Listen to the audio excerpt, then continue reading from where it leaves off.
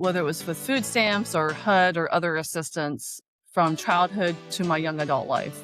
If it wasn't for those programs and services, I would not be where I am. I'm literally living the American dream. The other thing about running for office is just that you help to shift the narrative and tell a story of what's happening in the state of South Carolina, which is so important for bringing more people out and engaging the political process. Democrats have a voice here, right? And it's my belief that no one should be running unopposed in our state. Make them work for it. How can we ensure that our Democratic representatives have our back in a way that says, fight harder and we got you? I feel like we are the opposition party. We need to act like it. And I'm on record saying, like, we should be making every day hell for them up there. If you are someone who will not stand for it, right, then get your name on a ballot and give people in your community, in your district, an option to choose something better, like a different path forward. If we ever stand a chance to have those aspirational positions in our state ever again, we have to run everywhere all the time. A primary made me a better candidate. I'll tell you that much. I had to learn how to speak on issues. I had to be confident in those. I had to talk to the district and understand what their concerns were. I just think we deserve better. And when I see them trying to pick away at our programs and resources and the way they talk about people like me who grew up on food stamps and housing assistance and, all those things, you got it wrong. You have it wrong. And fighting for those that come behind me so that they have what they need, really. Food on their table, a roof over their head.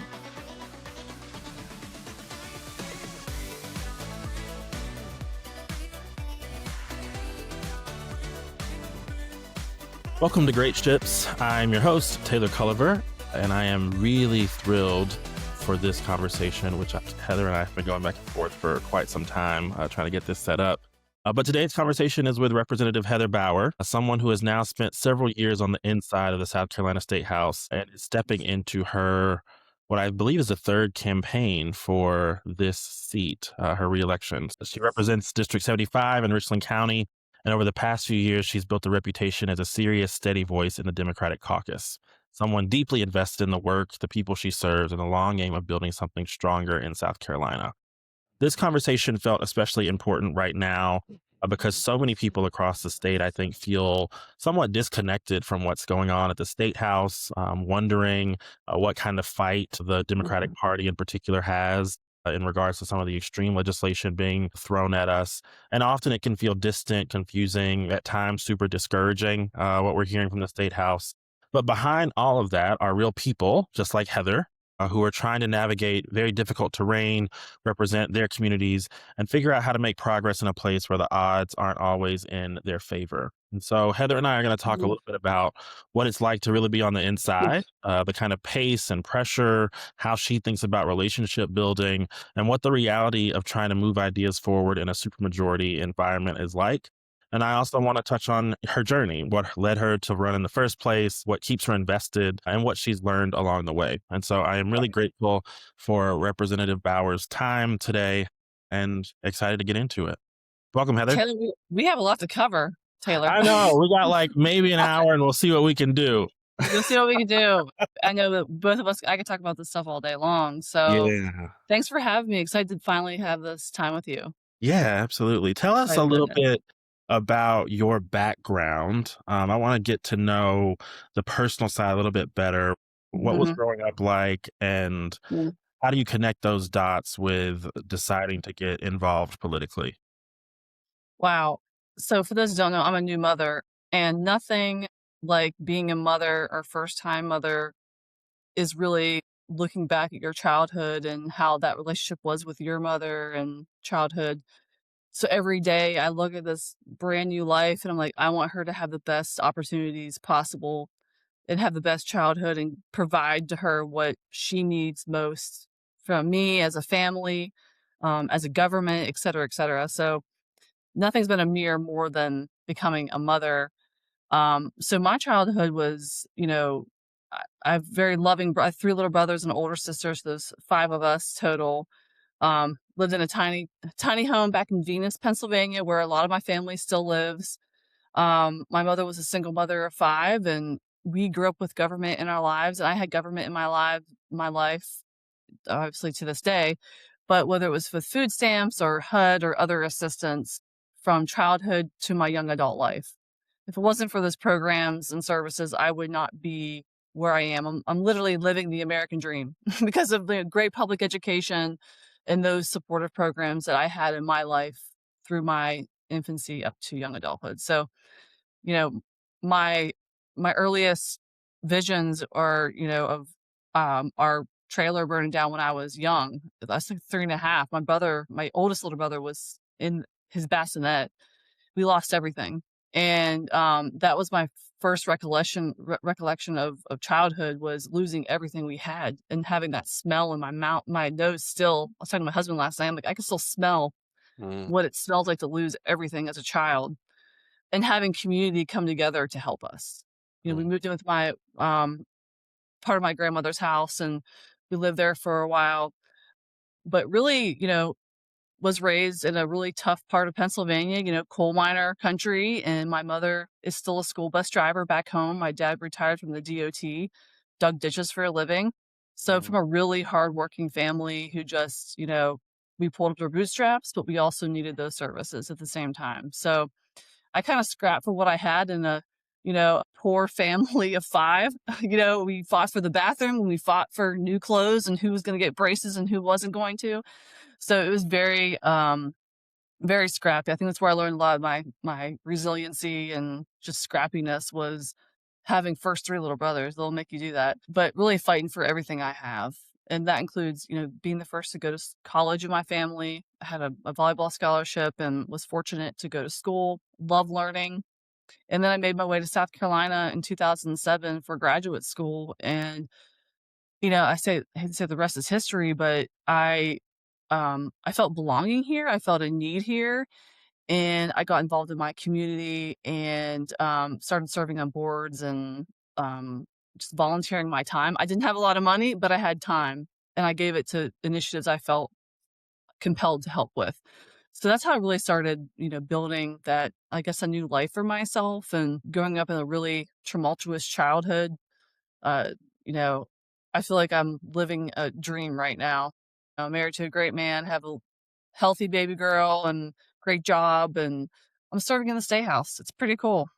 That is super cool and a really incredible story. Strikes me, so many people, I think that there's this kind of mutual exclusivity between pulling yourself up by your bootstraps and government Right. support assistance, right? Yes. You have Yeah. one, you can't have the other. And I think Mm. your story is testament to like, actually, it works best if they work together. They're supposed to.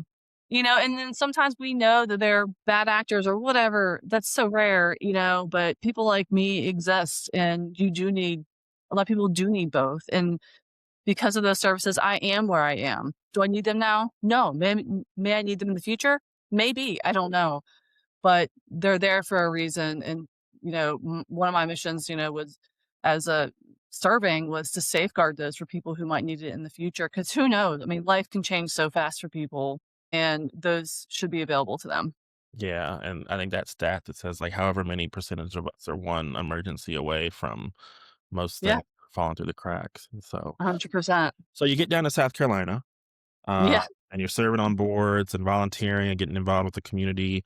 Mhm. Somewhere along the way, you decide to run for office. Mhm. It was not 2022 when you won. Mhm. That was years before. So to walk us through uh, Mhm. deciding to run from the jump and what you learned through some of the races in which you didn't win that ultimately Mhm. to your 22 victory. Yeah. So, like a lot of folks, I was not really involved in politics. My childhood up through young adulthood, my family, we were trying to, make ends meet, put food on the table. We did not get in the van and go get our I voted stickers. Like, that was not a top priority for us as a family. And, you know, come to graduate school and really learning about the world and having to live on my own and survive, and you start paying attention to things. And the 2016 election really was the impetus for me to even pay attention to what was going on in my community, really what was going on, who was making those decisions for me. And so it was that election, and to know that we had a president who out loud, he is on camera or video, or there's an audio recording of him saying, you can grab them by the private parts. I'll never forget that very visceral moment of that audio coming out and me standing in the shower crying and being like, holy shit, our country may have a president that can say you can grab a woman by the private parts and that's okay. This is not good. And to know that was a very slippery slope. And here we are 10 years later, also going, holy shit, every day he opens up his mouth. But that to me was the moment that I was like, okay, I have to do something. One, I need to vote. After that election, when he won, I was like, okay, I never excuse ever again for me not to go to the ballot box and vote, right? That's number one, is to exercise that right. Always, always, always. And then two, I believe in myself. I was like, listen, I'm a good leader. I think I understand how things work. I'm resourceful. So let me just see who's doing what in my community. And I started looking around and talking to people. I was like, hey, I want to do something. So I went through Emerge, which was at the time, it doesn't exist anymore in South Carolina, unfortunately. But I went through a programming in 2019 to train to run for office. So I went through that program. I remember calling one of my friends, leaving my first session, being like, hell yeah, I'm gonna do this. I don't know how and where, but I want to run for office. I think I have something to offer. I think that's my place in this world in politics.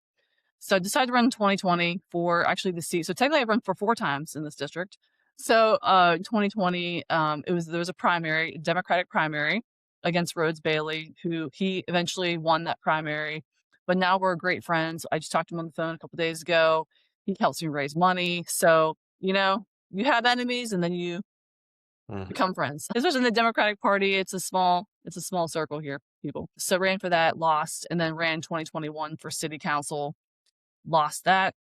And then no one filed to run 22, so I threw my name on the ballot and worked my ass off, and we beat a 10-year Republican incumbent and flipped the seat.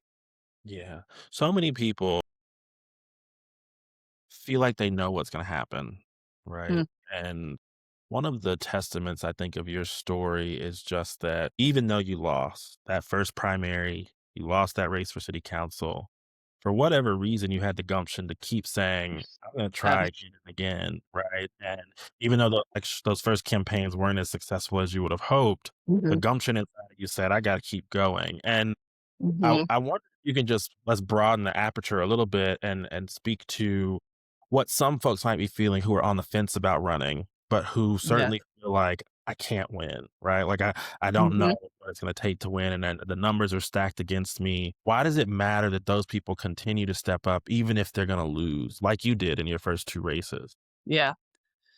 One, I mean, it just shows it flexes a muscle at the ballot box, like, Democrats have a voice here, right? And it's my belief that no one should be running unopposed in our state.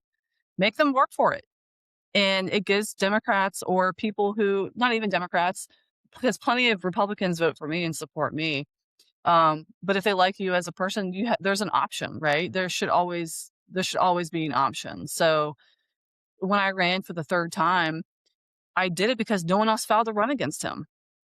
And this is a really competitive seat. So, I knew I had at the time when I first filed, I was like, you know what, I'm gonna just throw my name on the ballot. And then I'm like, forget it. And then I have a great support network behind me of super volunteers. And they're like, hey, Heather, no, you can actually do this. I'm Mhm. like, okay, let's go, let's go. So I had no inclination to run a real campaign at the time, but very quickly it turned into, I mean, he made some really awful votes on abortion that I just hammered him on for 6 months straight, and that won the election. So there was an opening there, but if you're on the fence about it, be a good Democrat, provide people an option to dissent at the ballot box, and give people an option.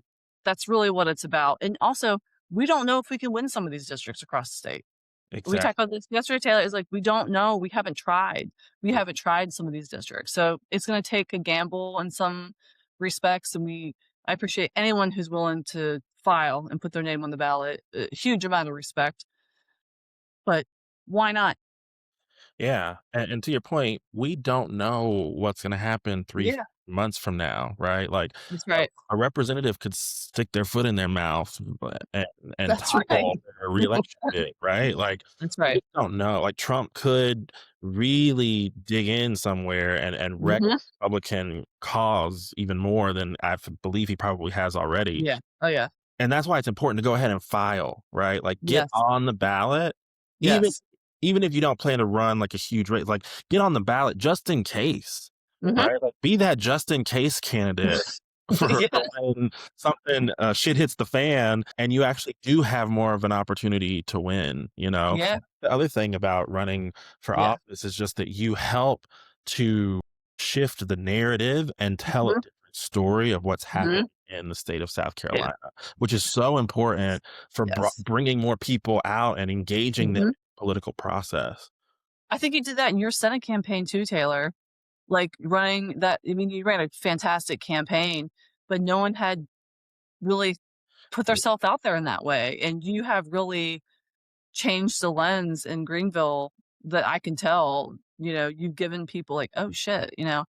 and your voice is so valuable as well, I think, but it also lets other people know, like, oh, okay, Taylor can do this, I can do this. I hope people feel the same way about me, like, oh, Heather's just a normal person who decided to run for office and help. I can do that too. Yeah. So we're just more people trying to make it better. Exactly, and becoming the sole Democrat who flipped the seat in 2022, won your reelection in Mhm. 2024 by a greater margin, Yeah. and have really established yourself, I think, as one of the kind of leading voices and fighters in the Democratic caucus at the Mhm. state house. Tell me what it's like on the inside. How's it going? You're currently in session. Those who are listening and not watching, Heather's recording this from her office at the state house in Columbia. How you doing? How's it going? How are you making sense of the moment? Well, I feel like we are the opposition party. We need to act like it. And like people want to see people get caught trying. And that is stopping bad legislation. That is trying to pass good legislation and using the rules to our advantage. And I'm on record saying, like, we should be making every day hell for them up there. They can pass whatever they want, Taylor. They have a supermajority. They don't need one single Democratic vote. So why should we not make them work for it any way we can? That's my personal belief. Do I think we do that all the time? No. So I'm trying to do what I can to show fight, to meet the moment, and to make them work for it. And I've also been warned, like, Heather, like, don't do that. You're gonna upset people. Well, first of all, no one in there can vote for me. That's how I personally believe. And Mhm. then two, I have been rewarded by my constituents in a very tough district. Like you mentioned, I won by more than quadruple the amount of votes and in a really tough reelection against the same guy I beat in 22. And then I've also been put on some, like the Ireland Trade Commission, on other House committees and things like that by the Republican leadership. So clearly they see respect. They have some respect there, right? I think you can do both. Yeah. What is it with what I feel is kind of like the misalignment that you're talking about? Like, if I could cast a wide net, I would say that most people who consider themselves a part of the Democratic Party or the Democratic movement writ large Mhm. want to see more fight from our Democratic Mhm. leaders, right? Mhm. And what I'm hearing from you is that in the state house, there's some kind of misalignment where the folks in charge of our kind of democratic operations there are either not hearing what's happening from the public, they're not Mhm. responding. Are the incentives misaligned? Like, Mhm. why don't we see more of a fight and more of an opposition um, to what's going on there Mhm. from the elected representative? So I can talk about, perceived things I've heard because, you know, but there are things that are factual. Like, for instance, looking at our attendance record from last year and people who miss votes. I think 1 out of 6 votes, our caucus. So sometimes there's not enough people in the chamber to do a roll call vote. That requires 10 people, Wow. 10 people paying attention. It is very frustrating when we can't even get a roll call vote on some things. So first of all, you need to be present. You need to be in the chamber, and a lot of our caucus members do unfortunately miss a lot of session. So that does hurt. So that's just factually, that's facts. Look it up. Look at vote records from last year. It's pretty dismal for a lot of people. And then I think, it's uncomfortable. There's only 36 of us. It's uncomfortable to constantly be the opposition, to just to disagree with everything, because a lot of the shit that's coming through is bad. Like, most stuff is bad. Last week we debated abortion. The week before that was a bathroom bill. So it's really hard to constantly be like that negative voice, if that makes sense, when it's easy just to get along. It's Mhm. easier just to get along. That's with everything in life, I think. And it's hard to be that constant voice of like justice and equity and then fear, and I will talk about the thing I mentioned that is not maybe like fact like I don't have the data to prove it, but I do know there's been, people hurt on committee assignments and things like that for not stepping in line. Like, there's a reason why I'm still in ag, people. Like, there's a reason why I'm on ag. But guess what? I've passed legislation. I'm about to pass another piece of legislation through that committee. So, I can make lemonade with lemons. Like, I will figure it out. I think we just need people with more gumption like that, if that Mhm. makes sense.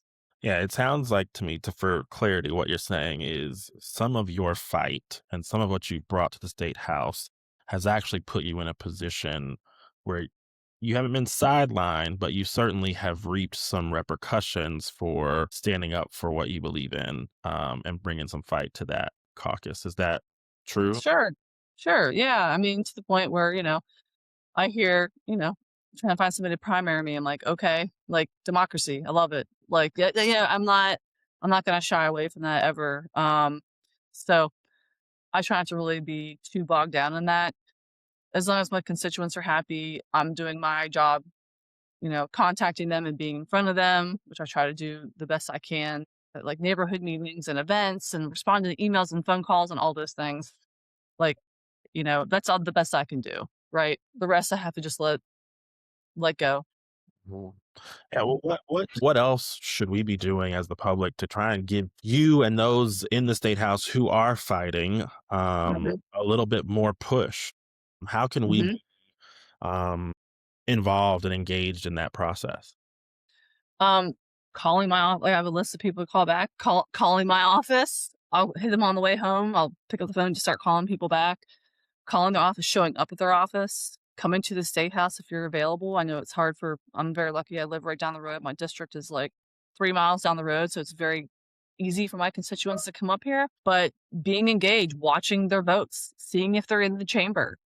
That's on both sides of the aisle. Make sure people are being present or are taking the job seriously. Hmm. Because we taxpayer dollars and you vote them in. And my belief is that, my constituents go to bed every night thinking I have their best interest at heart. So making sure that and I know my constituents they pay attention. So I'd ask that you do the same in your district.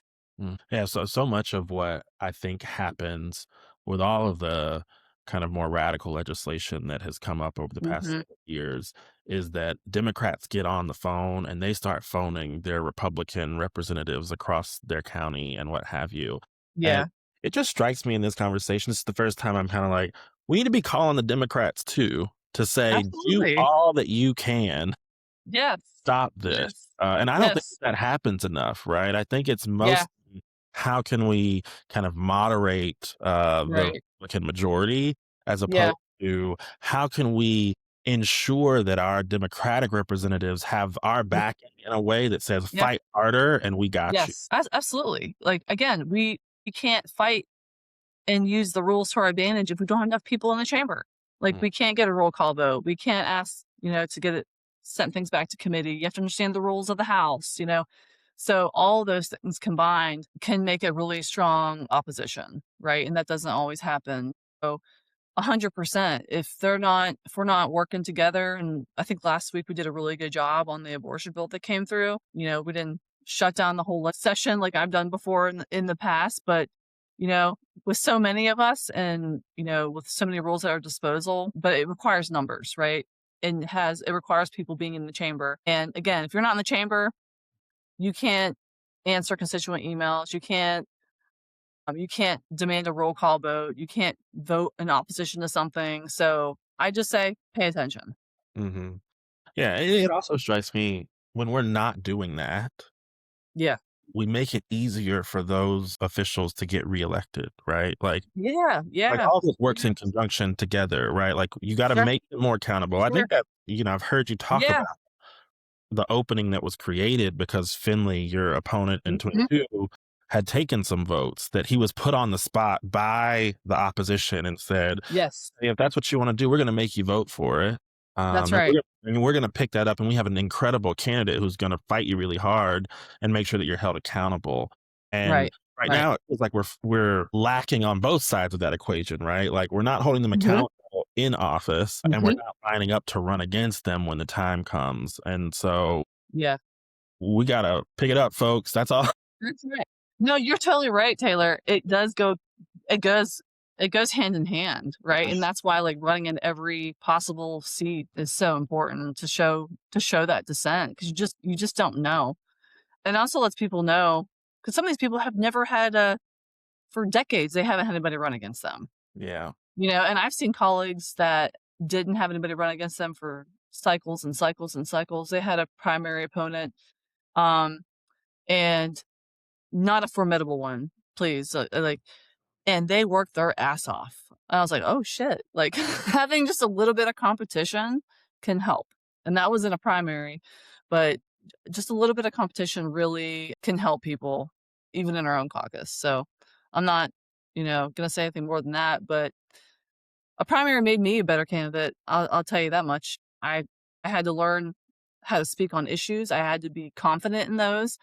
I had to talk to the district and understand what their concerns were. So I knew I was kind of focusing on what I needed to focus on. So it really forces you to be a better candidate and also for me now legislator. Yeah, I mean, we've seen at the federal level, in my opinion, what happens when we're not having robust primaries, and giving candidates the opportunity to hone their message and give people the opportunity to participate. Like that's really like give people the opportunity to engage. I know that since last year, I think you and a couple of folks started traveling across the state to talk a little bit more about this competitive nature and strengthening the Democratic cause. So talk to me a little bit about comeback, which full Yeah. disclosure, I'm a part of that crew who's working to make our democracy more competitive, and Hmm. strengthen democratic muscle. But tell me about the kind of origins, taking that conversation on the road, and what you've heard from Hmm. people across the state about what they're looking for and hoping for, especially as we move to the 26 election cycle. Well, I will say I've had fundraisers and events across the state for my reelection, my campaigns. So I've had the privilege of traveling around the state a little bit and talking to people. And what I heard was consistently before we even started the comeback was like, Heather, like, thank you for fighting up there. What's the plan? Like, what is everyone else doing? Like, what are we gonna do to break the supermajority? How are we gonna run somebody in every seat? Um, why isn't your colleagues doing more up there with you? Like, do you have the help? Like, what's going on? How come, so a lot of questions about what's going on. I'm like, well, to me, it's about competition, and we are where we are with the seats we are able to win because of gerrymandering, and that's Chris Kenny's specialty. And so we have what we have. But when we were losing seats and we did not win the seats back that we should never have lost, that to me was like, oh my, like that. I was like a fire in me was like, this is ridiculous. you know, if we are not winning where we're supposed to, clearly we're doing something wrong. And, you know, I was like, let's see what we can do, on our own and create this group to see if we can, spur some competition and some fire with people to compete everywhere. And then also for those that are elected to do better. We're an opposition party. Let's act like it, people. So Mhm, I think they were frustrated because we're not meeting the moment. Our caucus was not meeting the moment. And why would you want to vote for a Democrat if they're just up there just pushing a button and going home? mhm.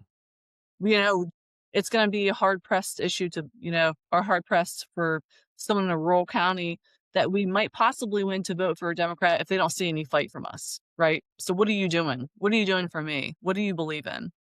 So to me, it was really about like showing that fight Mhm. and speaking up for our values, and then we have a chance we could possibly win more.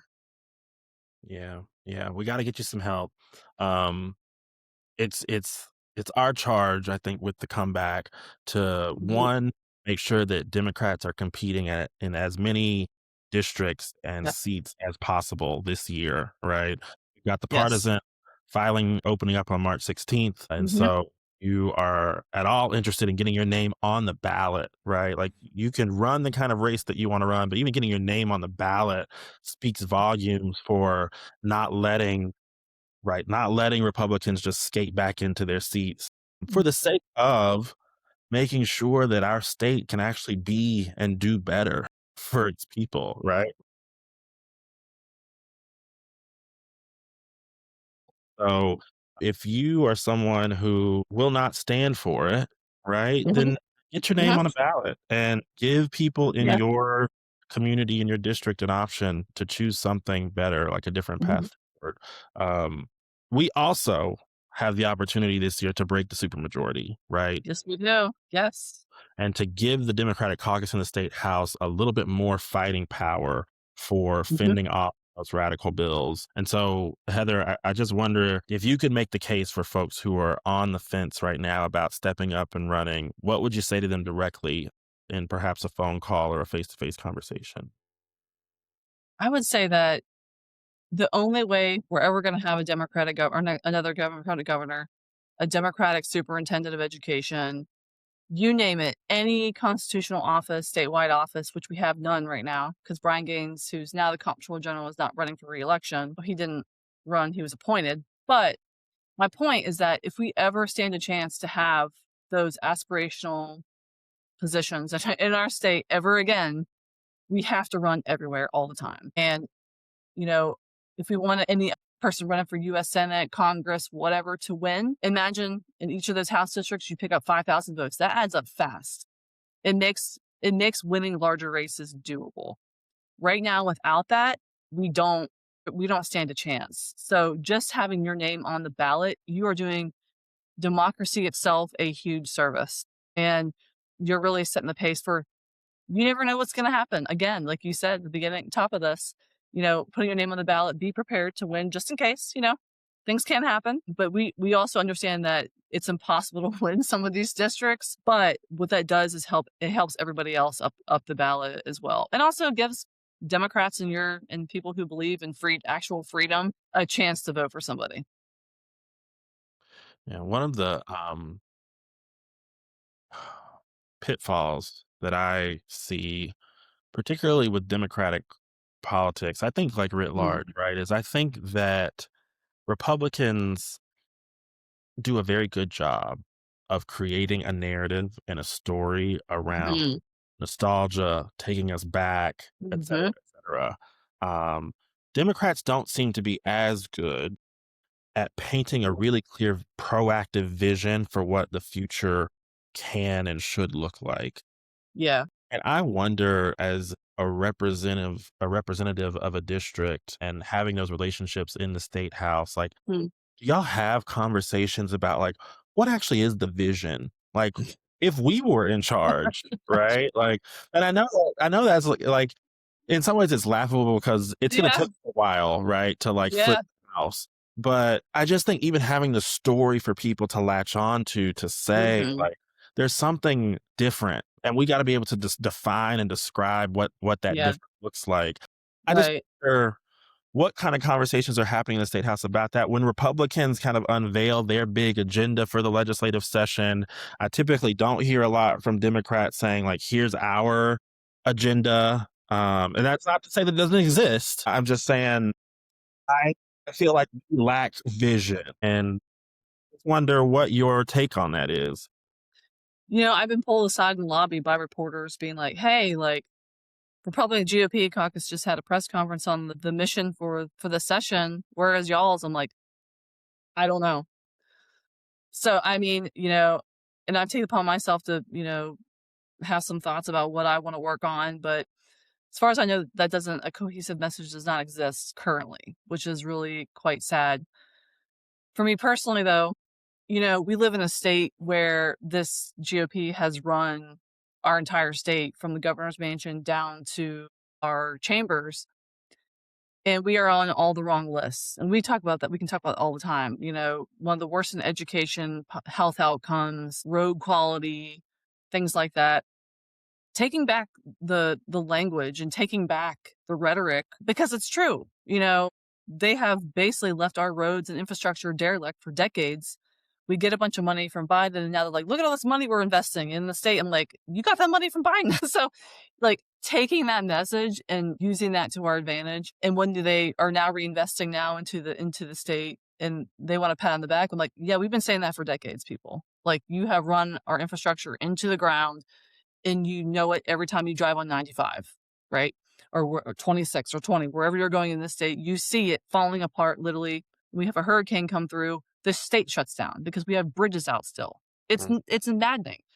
And then adding on top of that, you can speak to um, the fact that we have 17 counties without an OBGYN.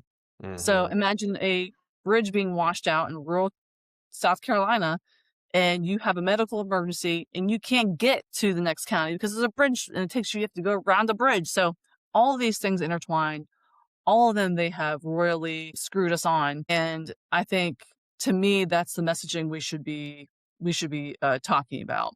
And then we talk about insurance, healthcare insurance, and you name it. I mean, we can harness that and use that to our advantage. And to me, I've tried to, because state house seat is really local, right? It's a very small, to me, it's like a small, big town type of feel, because I feel like mm, I can go to neighborhood meetings and get to know my constituents. I can knock their doors. I can know who they are. And to me, I feel like people also just want someone who shows up.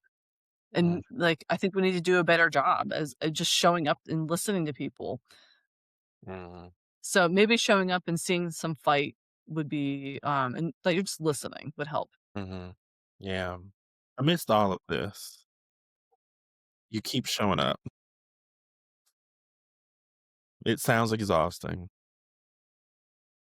You're also a new mom, right? I know what that's like having two of my own, and not from the motherhood side because that's a whole different beast, and the kudos to y'all. But how you keep getting up every morning and doing this work? Like, it there We are things deserve in me that better. say it can't be fun. That's really what I come down to, is that we deserve better. And that goes from my daughter to, before I had a child, like, we deserve decent roads to drive on, public schools that are adequate. We're currently, we have schools in my district, that over 50% of the students are not college, career, or military ready. Over 50%. And this is the state capital, right? So just demanding better. So to me, it's, I think I have the capacity and the gumption and the the passion to do it. So I'm like, why not me? Fight for better, fight for the better future. Now that I have a daughter, I'm like, that's even more of a reason. But I definitely had it before, and I just think we deserve better. And when I see them trying to pick away at our programs and resources, and the way they talk about people like me who grew up on food stamps and housing assistance and, all those things, you got it wrong. You have it wrong. And fighting for those that come behind me so that they have what they need, really, food on their table, a roof over their head. Mhm. Yeah. What keeps giving you hope?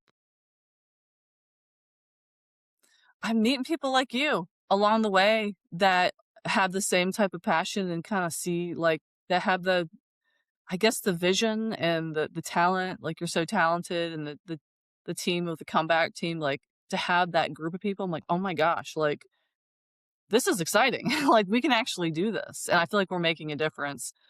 So coming across people like yourself and others who are willing to just roll up their sleeves and do the work because they just truly believe in a better South Carolina for everybody, that to me gives hope. So I'm just thankful our paths have crossed and that we have this great team doing some pretty cool work behind the scenes trying to make South Carolina more competitive and so that we have better representation up here to help me out. Yeah, awesome. Well, thank you, Representative Bauer. Thanks, Taylor. You are an incredible human and one Mm. of the great ships in our state who definitely are navigating really choppy, uncertain Mhm. waters and trying to point us towards a horizon that looks more equitable and just. And I, yeah, can't say enough about how much you inspire me, and I really Mhm. appreciate everything that you're Okay. doing. Back at you, Taylor. Thank Yeah, you. so thank you.